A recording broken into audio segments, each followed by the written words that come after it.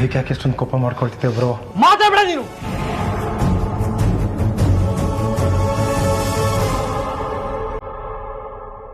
ಒಳಗ್ ಬಾ Preethu.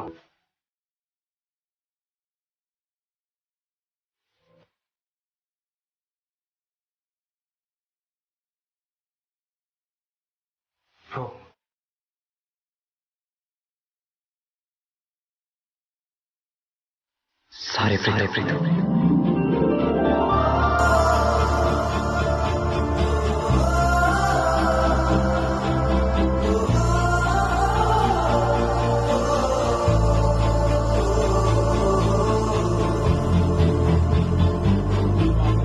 I am really sorry Preethu. ಅನ್ಯಾಯವಾಗಿ ನೀನೇನೆ ಹೊಡೆದು ಬಿಡ್ತಾ ಇದ್ದೆ. ಇರ್ಲಿ ಬಿಡು ಬ್ರೋ, ಹೊಡೆದಿದ್ರು ನಮ್ಮ ಅಣ್ಣ ತಾನೇ ಹೊಡಿತಿದ್ದು. ಪ್ರೀತು, ನಿನಗೆ ನಾನು ಅಷ್ಟೆಲ್ಲ ಬೈದ್ರು ನಿನಗೊಂದು ಸ್ವಲ್ಪನೂ ಬೇಜಾರಾಗಿಲ್ವಾ? ಇಲ್ಲ ಬ್ರೋ, ನಾನು ಅದನ್ನೆಲ್ಲ ರಾತ್ರಿನೇ ಮರ್ತ್ಬಿಟ್ಟೆ.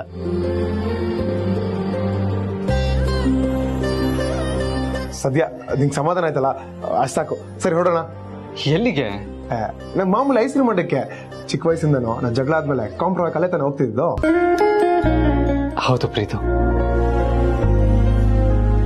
ಕೆಲವೊಂದ್ಸಲ ನಮ್ಮ ಮನಸ್ಥಿತಿ ಹೇಗಾಗ್ಬಿಡುತ್ತೆ ನೋಡು. ನಾವು ಚಿಕ್ಕ ವಯಸ್ಸಲ್ಲಿ ಆಡಿದ್ದು ಮಾಡಿದ್ದು ಮೋಜು ಮಸ್ತಿ ಎಲ್ಲ ಮರ್ತೇ ಬಿಡ್ತೀವಿ. ಮನುಷ್ಯ ಯಾವತ್ತು ಈ ಯಾಂತ್ರಿಕತೆ ತಂತ್ರಜ್ಞಾನದ ಹಿಂದೆ ಬೀಳ್ತಾನೋ ಆವಾಗ ತನ್ನ ಸ್ವಂತಿಕೆನ, ಸಂಬಂಧಗಳನ್ನ, ಸ್ವಂತದವ್ರನ್ನ ನಿಧಾನವಾಗಿ ಕಳ್ಕೋತಾ ಬರ್ತಾನೆ. ನೀನು ಹೇಳಿದ ನಿಜ ಬ್ರೋ, ಆದ್ರೆ ನಮ್ಮ ಸಂಬಂಧ ಯಾವತ್ತು ಇದೇ ತರ ಅನ್ಯೋನ್ಯವಾಗಿರುತ್ತಲ್ವಾ? ಖಂಡಿತ ಪ್ರೀತು. ಸರಿ ಬ್ರೋ, ಹೊಡೋಣ. ಶೋ. ಏನೀಗ? ಯಾಕೆ ಪ್ರೀತು? ನೀನ್ ಇವತ್ತು ಫಾರ್ಮಲ್ಸ್ ಎಲ್ಲ ಹಾಕೊಂಡು ಬರೋದು ಬೇಡ, ನಾನು ಹೇಳಿದ ಡ್ರೆಸ್ ಹಾಕೊಂಡೇ ಬರ್ಬೇಕು, ಓಕೆನಾ? ಒಂದ್ ನಿಮಿಷ ಬಂದೆ.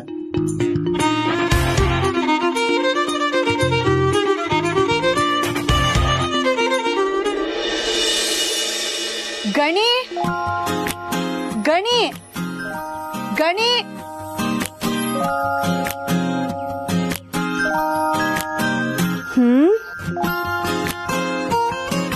ಲೇ ಗಣಿ, ಅಷ್ಟೊತ್ತಿಂದ ಕೂಗ್ತಾ ಇದೀನಿ, ಕೇಳ್ಸಿದ್ರು ಕೇಳ್ಸ್ದೇ ಇರೋರ್ ತರ ಕೂತಿದ್ಯಲ್ಲ. ಅಪ್ಪ ನಿನ್ನ ಹುಡುಕ್ತಾ ಇದಾರೆ. ಅಲ್ಲ, ಇಲ್ಲಿ ಕೂತ್ಕೊಂಡು ಏನ್ ಮಾಡ್ತಾ ಇದ್ಯಾ? ಇವತ್ತು ದೀಪಾವಳಿ ಹಬ್ಬ. ನಮ್ ಫ್ರೆಂಡ್ಸ್ ಎಲ್ರು 2000ಕ್ಕೆ 3000ಕ್ಕೆ ಪಟಾಕಿ ತಂದು ಹೊಡಿತಾ ಇದಾರೆ. ಆದ್ರೆ ನಾನು ಒಂದ್ ಸುಸುರ್ ಬತ್ತಿನೂ ಹಚ್ಚೋದಕ್ಕಾಗ್ತಿಲ್ಲ. ಈ ಅಪ್ಪ ನೋಡಿದ್ರೆ ಕೆಲ್ಸ ಮಾಡು ಅಂತಾರೆ, ದುಡ್ಡು ಕೇಳಿದ್ರೆ ಬೈದ್ ಆಚೆ ಕಳಿಸ್ತಾರೆ. ಗಣಿ, ಅಪ್ಪಂಗೆ ನಿನ್ಗೆ ದುಡ್ಡು ಕೊಡ್ಬಾರ್ದು ಅಂತ ಇಲ್ಲ ಕಣೋ. ಈ ವಯಸ್ಸಲ್ಲೇ ನಿನ್ ಕೇಳ್ದಷ್ಟು ದುಡ್ಡು ಕೊಟ್ಬಿಟ್ರೆ ಮುಂದೆ ನಿನಗ್ ದುಡ್ಡಿನ ಬೆಲೆ ತಿಳಿಯಲ್ಲ ಅಂತ ಹೇಳಿ ಅಪ್ಪ ಹಾಗೆ ಮಾಡಿದಾರಷ್ಟೇ. ಹೋಗಕ್ಕ, ನಂಗೂ ದುಡ್ಡಿನ ಬೆಲೆ ಏನು ಅಂತ ಗೊತ್ತು. ನಾನೇನ್ 1000 ರೂಪಾಯಿ ಕೇಳೋಣ, 100 ರೂಪಾಯಿ ಕೇಳ್ದೆ ಅಷ್ಟೇ. ಬೇಕಾದ್ರೆ ನಾನು 100 ಕೊಡಲ್ಲ, 3 ಕೊಡ್ತೀನಿ ಅಂದ್ರು. ನನ್ಗೆ 100 ರೂಪಾಯಿನೂ ಯೋಗ್ಯತೆ ಅಲ್ವಾ? ಗಣಿ, ಆ ದೇವ್ರು ಎಲ್ರಿಗೂ ಎಲ್ಲದನ್ನು ಕೊಡಲ್ಲ ಕಣೋ. ಈ ಪ್ರಪಂಚದಲ್ಲಿ ಇರೋರೆಲ್ರು ಶ್ರೀಮಂತರಾಗೋಗಿದ್ರೆ ದುಡ್ಡಿನ ಬೆಲೆ, ಜೀವನದ ಬೆಲೆ ಗೊತ್ತಾಗ್ತಾನೆ ಇರ್ಲಿಲ್ಲ. ನಮ್ಗೇನ್ ಸಿಗುತ್ತೋ ನಾವ್ ಅದ್ರಲ್ಲೇ ತೃಪ್ತಿ ಪಡ್ಬೇಕು, ಗೊತ್ತಾಯ್ತಾ?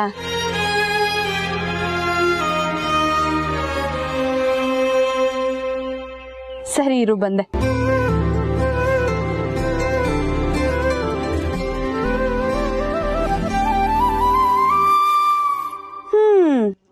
ತಗೊಳ್ಳೋ ಗಣಿ. ನಂಗ್ ಬೇಡ. ಲೇ ಗಣಿ, ಇದು 3 ಅಲ್ಲ ಕಣೋ, 100 ರೂಪಾಯಿ. ತಗೊಳ್ಳೋ.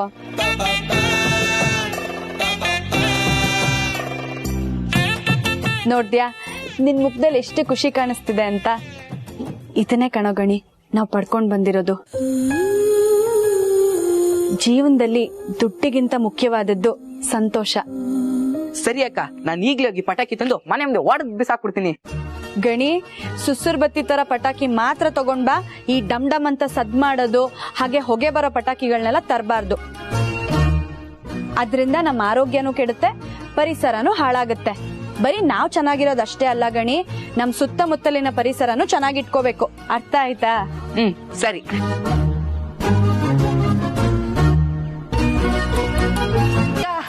ಎಲ್ಲಿದ್ಯಾ? ಬೇಗ ಬಾಕ, ಪಟಾಕಿ ತಂದಿದ್ದೀನಿ. ಲೇ ಗಣಿ, ನಾನು ನಿನ್ಗೆ ಹೇಳಿದೀನಿ ತಾನೆ ಸುರ್ಸುರ್ ಬತ್ತಿ ಮಾತ್ರ ತರಬೇಕು, ಈ ಡಮ್ ಡಮ್ ಪಟಾಕಿಗಳನ್ನೆಲ್ಲ ತರಬಾರ್ದು ಅಂತ. ಅಯ್ಯೋ ಅಕ್ಕ, ನೀನ್ ಈ ಬಾಕ್ಸ್ ನೋಡಿ ಪಟಾಕಿ ಎಲ್ಲ ತಂದೆ ಅನ್ಕೊಂಡ? ನೀನ್ ಕೊಟ್ 100 ರೂಪಾಯಿಗೆ ಇಷ್ಟೇ ಸುಸ್ರು ಬತ್ತಿ ಬಂದಿದ್ದು, ಅದಕ್ಕೆ ಈ ದೊಡ್ಡ ಬಾಕ್ಸ್ ಹಾಕೊಂಬಂದೆ ಅಷ್ಟೇ. ಸರಿ ಆಯ್ತು ಬಾ, ಸುಸ್ರು ಬತ್ತಿ ಹಚ್ಚನ. ಗಣಿ, ಸುರ್ಸುರ್ ಬತ್ತಿನ ಯಾರಾದ್ರೂ ಬೆಳಿಗ್ಗೆ ಹಚ್ತಾರ? ರಾತ್ರಿ ತಾನೇ ಹಚ್ಚೋದು. ಹೌದಾ? ಯಾಕೆ ಬೆಳಗ್ಗೆ ಹೊರತು ಹಚ್ಬಾರ್ದು, ರಾತ್ರಿನೇ ಹಚ್ಬೇಕು? ಗಣಿ, ಕತ್ಲೆಯಿಂದ ಬೆಳಕಿನೆಡೆಗೆ ಅಂತ ಕೇಳಿಲ್ವಾ? ಅಜ್ಞಾನ, ಅಹಂಕಾರ, ಅಂಧಕಾರನ ಪಟಾಕಿ ಹಚ್ಚೋ ಮೂಲಕ ಹೋಗ್ಲಾಡ್ಸ್ಬೇಕು ಅನ್ನೋದೇ ಈ ಹಬ್ಬದ ವಿಶೇಷ. ಅದಕ್ಕೆ ಸುರ್ಸುರ್ ಬತ್ತಿನ ರಾತ್ರಿ ಹಚ್ಚೋಣ, ಆಯ್ತಾ?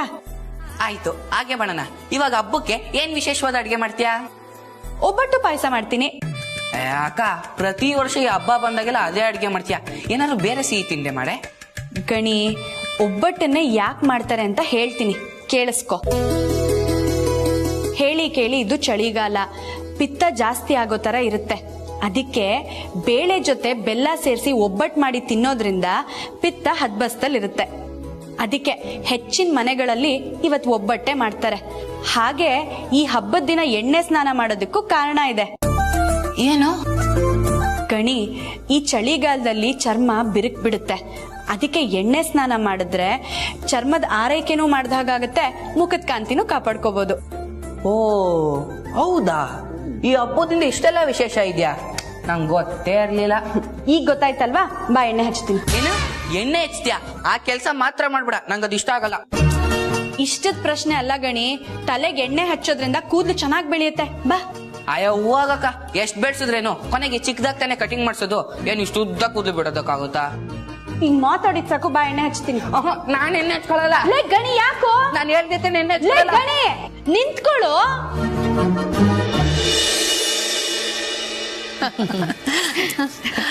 ಅಂತೂ ದೀಪಾವಳಿ ಹಬ್ಬದ ಸಂಭ್ರಮದ ದಿನ ನೀವು ಅರಸನ ಕೋಟೆಗೆ ಬಂದಿದ್ದು ನಮಗೆ ಬೋನಸ್ ಇದ್ದ ಹಾಗೆ.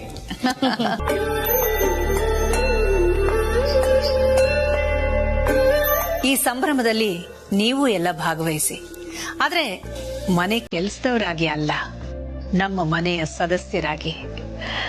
ನಿಮ್ ಕೆಲಸ ಏನಿದ್ರು ಹಬ್ಬ ಮುಗಿದ ಮೇಲೆ ಆರಂಭ ಆಗ್ಲಿ.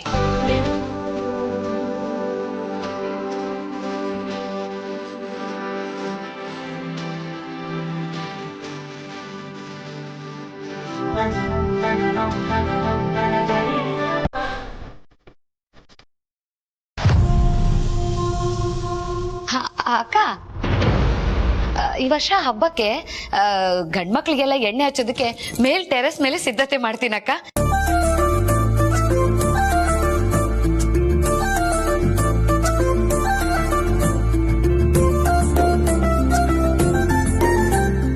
ನನ್ ಗಂಡ ಮೋಹನ್ಗೆ ನಾನ್ ಎಣ್ಣೆ ಹಚ್ತೀನಿ, ಪ್ರೀತುಗೆ ಜನನಿ ಹಚ್ಚುತ್ತಾಳೆ. ನೀವು ಎಣ್ಣೆ ಹಚ್ಚೋದಕ್ಕೆ ಭಾವ ಈ ಸಲ ಇಲ್ಲ. ಹೋಗ್ಲಿ ಬಿಡಿ ಅಕ್ಕ, ಮುಂದಿನ ವರ್ಷ ಹಚ್ಚಿದ್ರಾಯ್ತು.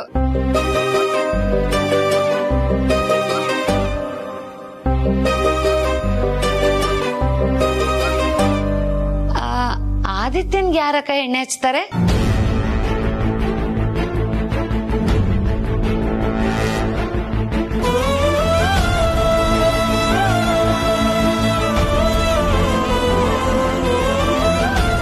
ನನ್ನ ಮಗ ಆದಿಗೆ ಅದು ದೀಪಾವಳಿ ಇರ್ಲಿ, ಸಂಕ್ರಾಂತಿ ಇರ್ಲಿ, ನಾನಲ್ದೆ ಇನ್ಯಾರ ಹಚ್ತಾರೆ?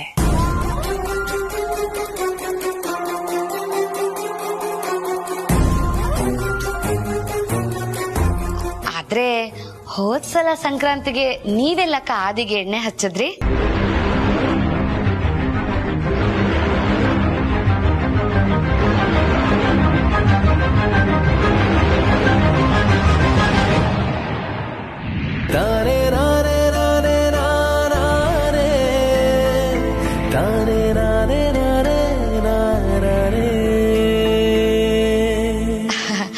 ಅಂದ್ರೆ ಆದಿತ್ಯ ಜನನಿ ಅವ್ರ ಮನೇಲಿ ಇದ್ನಲ್ವಾ, ಅವಾಗ ನೀವೆಲ್ಲ ಹೋಗಿ ಎಣ್ಣೆ ಹಚ್ಚಿದ್ರಿ ಅಕ್ಕ, ಅದನ್ನ ನೆನಪು ಮಾಡಿದೆ ಅಷ್ಟೇ. ಧಾಮಿನಿ, ನೀನೇನ್ ಹೇಳಕ್ ಹೊರಟಿದ್ಯಾ? ನಿನ್ ಮಾತಿನ ಅರ್ಥ ನಂಗೆ ಗೊತ್ತಾಗ್ತಿಲ್ಲ. ಅಂದ್ರೆ ನಾನು ಏನ್ ಹೇಳಕ್ ಹೊರಟಿದೀನಿ ಅಂದ್ರೆ, ನೋಡು, ಏನು ಅಂತ ನೇರವಾಗಿ ಹೇಳು, ಸುಮ್ನೆ ಟೈಮ್ ವೇಸ್ಟ್ ಮಾಡ್ಬೇಡ. ಹೇಳ್ತೀನಿ ರೀ. ಅಕ್ಕ ಅದು ಎಷ್ಟು ದಿನ ಅಂತ ನೀವೇ ಆದಿತ್ಯನ್ಗೆ ಎಣ್ಣೆ ಹಚ್ತಾ ಇರಕ್ಕಾಗತ್ತೆ ಹೇಳಿ? ಮದ್ವೆ ಆದ್ಮೇಲೆ ಅವನ್ ಹೆಂಡತಿ ತಾನೇ ಅವ್ನ್ಗೆ ಎಣ್ಣೆ ಹಚ್ಬೇಕು. ಅದನ್ನ ಈಗ್ಲಿಂದಾನೇ ಶುರು ಮಾಡ್ಕೊಳ್ಳಿ ಬಿಡಿ.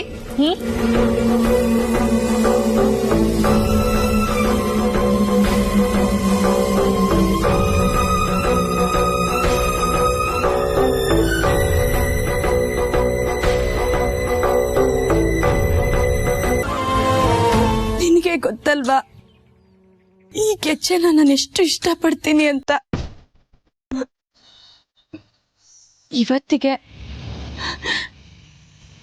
ಈ ಕೆಚ್ಚೆ ಋಣ ಮುಗಿತು.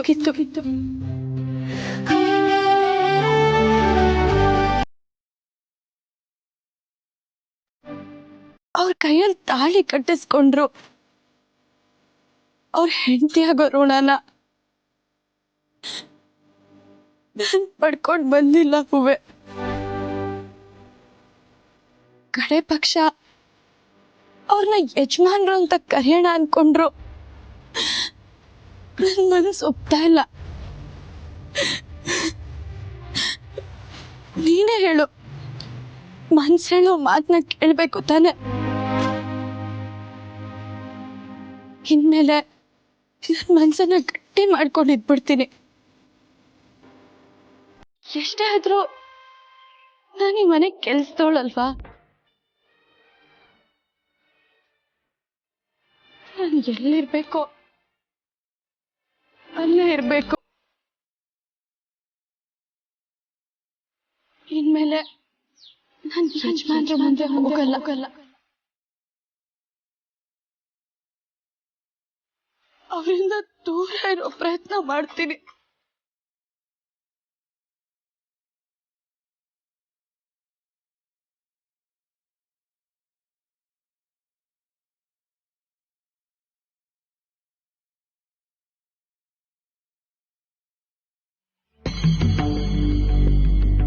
ನೋಡು,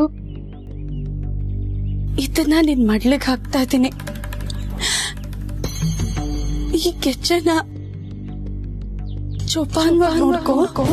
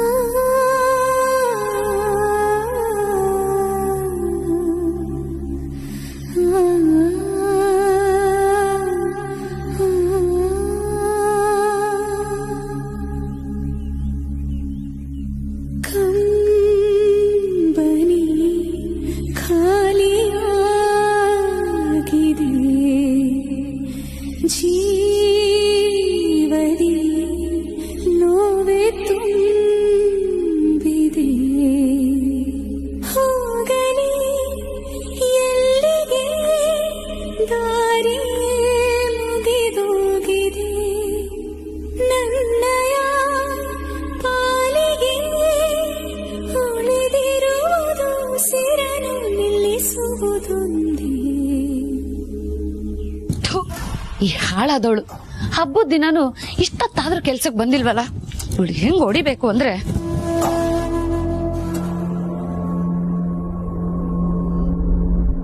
ನಮಸ್ಕಾರ ಪಾರ್ವತಿ ಮೇಡಮ್.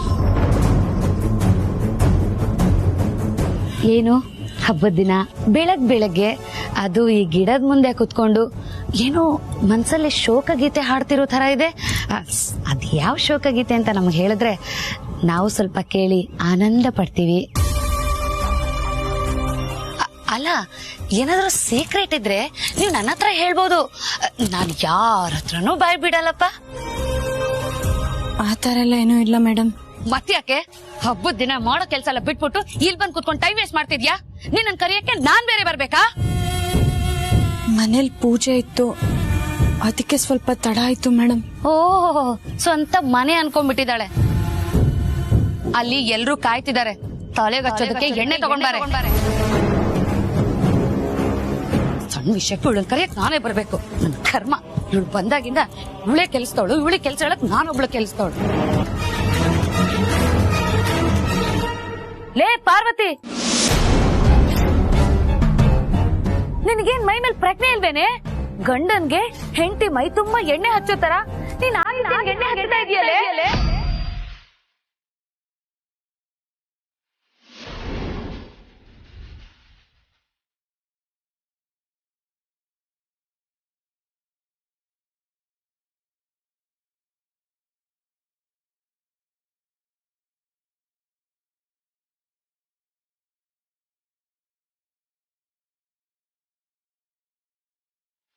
ಮನೆ ಹೊಳಿ ಯಾವಾಗ್ಲೂ ನಿಂದ ಇದೇ ಕೆಲ್ಸ ಆಗೋತಲೆ. ಮಾಡೋ ತಪ್ಪನ್ನ ಮಾಡ್ಬಿಡೋದು, ಆಮೇಲೆ ತಪ್ಪಾಯ್ತು ಕ್ಷಮಿಸಿ ಅಮ್ಮ ಅಂತ ನಾಟಕ ಮಾಡೋದು.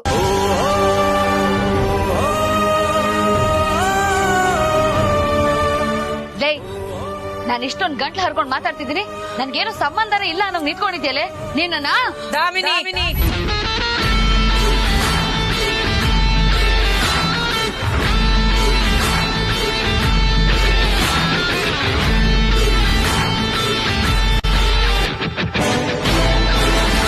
ಅಲ್ಲಕ್ಕ, ಈಗ ಅವಳು ಮಾಡಿದ್ದನ್ನ ನೀವೇ ನಿಮ್ ಕಣ್ಣಾರ ನೋಡಿದ್ರಿ ತಾನೆ? ಹೌದು, ಪಾರ್ವತಿ ಮಾಡಿದ್ದು ತಪ್ಪೆ. ಹಾಗಂತ ಅವಳಿಗೆ ಹೊಡೆದು ಬಿಡ್ತೀಯಾ?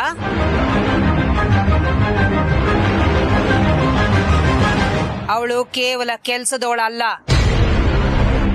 ನಮ್ಮ ಮನೆಯ ಒಬ್ಬ ಸದಸ್ಯಳು ಕೂಡ.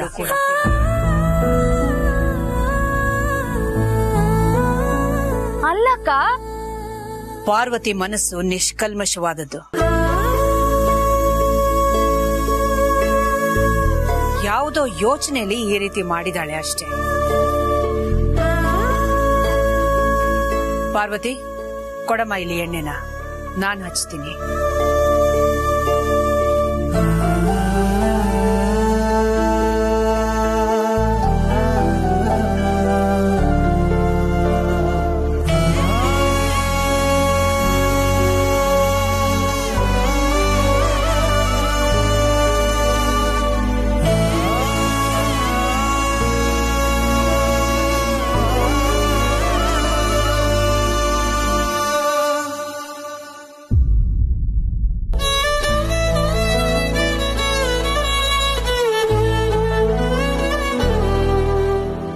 ಪಾರ್ವತಿಯವರೇ,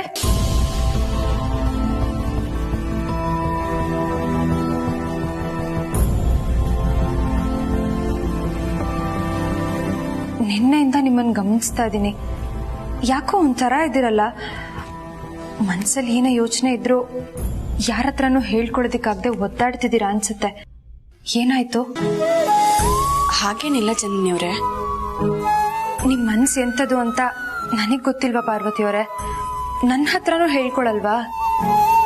ಪಾಪ ಜನನಿಯವ್ರಿಗೆ ಏನಂತ ಹೇಳಿ? ಯಜಮಾನ್ರನ್ನ ಬಿಟ್ಕೊಟ್ಟೆ ಅಂತನ, ಅಥವಾ ಅವ್ರ ಮನ್ಸಿಂದ ದೂರ ಆಗೋ ಪ್ರಯತ್ನ ಮಾಡ್ತಿದ್ದೀನಿ ಅಂತ ಹೇಳ? ಯಾಕೆ ಪಾರ್ವತಿಯವರೇ ಸುಮ್ಮನಾಗ್ಬಿಟ್ರಿ? ಏನಿಲ್ಲ ಅಂತ ಹೇಳದ್ನಲ್ಲ ಜನ್ನಿಯವ್ರೆ. ಚಿಕ್ಕತ್ತೆ ಬೈದಿದ್ದಕ್ಕೆ ಬೇಜಾರಾಯ್ತಾ? ಅವ್ರು ಹೇಗೆ ಅಂತ ನಿಮಗೆ ಗೊತ್ತಲ್ವಾ?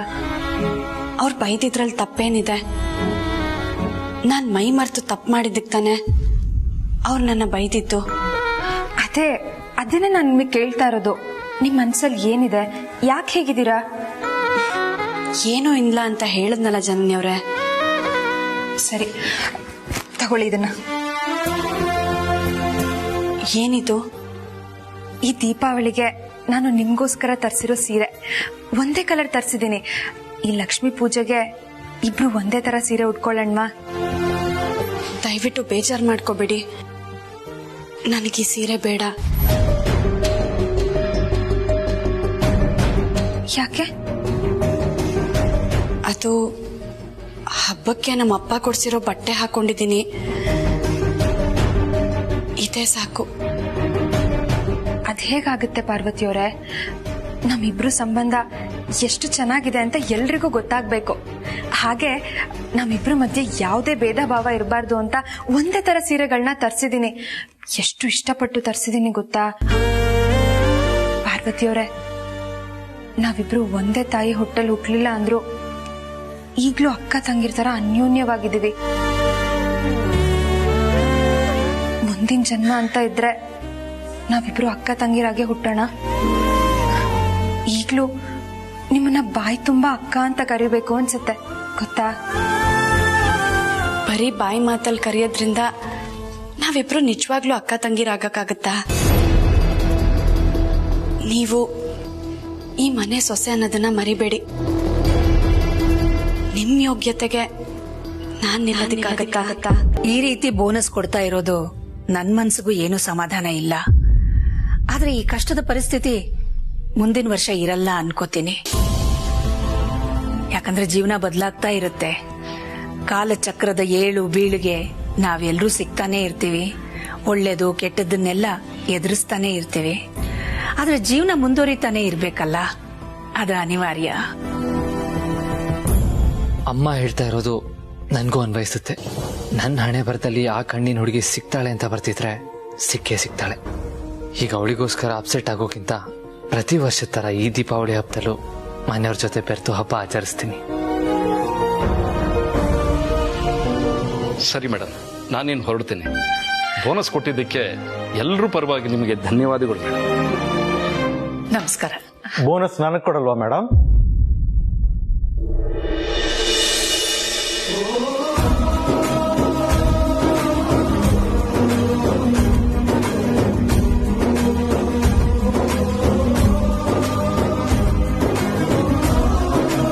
ರಘು,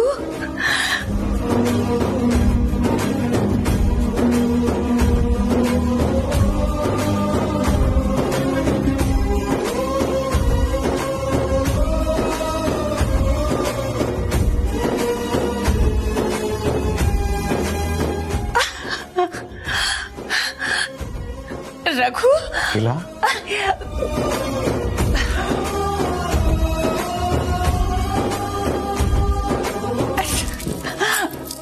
ಹೇಗಿದ್ದೀರಾ Raghu? I am fine. I am so happy. Happy to see you.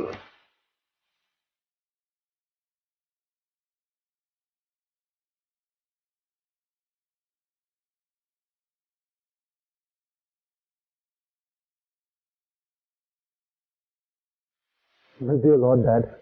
Bless you too, son. So happy.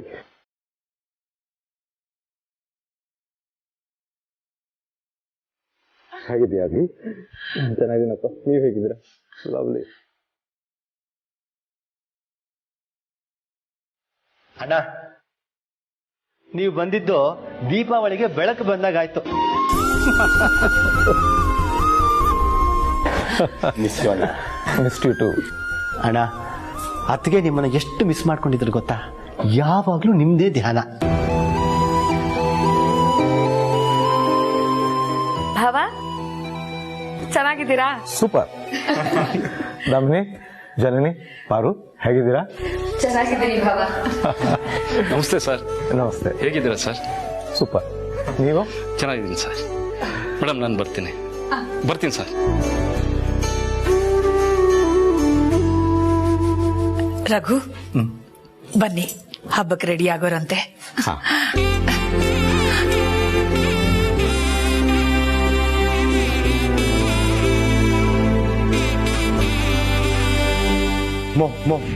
ನಮಗೊಂದು ಅವಕಾಶ ಕೊಡಿ. ನಾಳೆ ಸಂಜೆ ಒಳಗೆ ಬ್ರೋ ಮನ್ಸಲ್ಲಿ ಆ ಹುಡುಗಿ ಬಗ್ಗೆ ಎಷ್ಟು ಪ್ರೀತಿ ಅಂತ ನಾವು ನಿಮ್ಗೆ ತೋರಿಸ್ತೀವಿ.